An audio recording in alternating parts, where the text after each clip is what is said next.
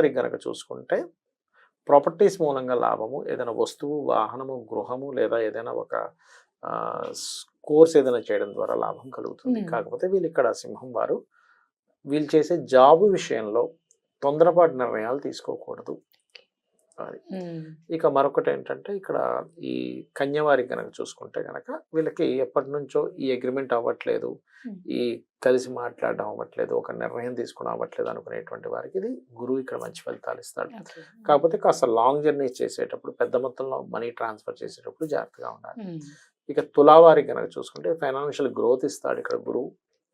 కాకపోతే ఇన్సూరెన్సెస్ విషయాల్లో నెగ్లిజెన్సీ చేయకూడదు. ఏదైనా రీసెర్చ్ చేసేటప్పుడు ఇట్లాంటి విషయాల్లో కొంత జాగ్రత్తగా ఉండాలి. ఇక వృశ్చికం వారికి కనుక చూసుకుంటే గురుబలం పెరగడము అంటారు. అంటే గురువు దృష్టి వృశ్చికం మీద ఉంది. డబుల్ ట్రాన్సిట్ అంటారు. శని గురువుల దృష్టి ఇద్దరికి వృశ్చికం మీద ఉన్నప్పుడు ఒక క్లారిటీ ఆఫ్ మైండ్ పెరుగుతుంది.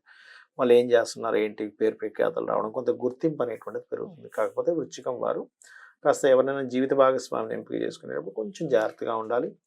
ఇష్టపడిన వారిని వివాహం చేసుకోవాలనేటువంటి దాంట్లో కొంత స్ట్రెస్ అవుతుంటారు. ఇక ధనస్సు వారికి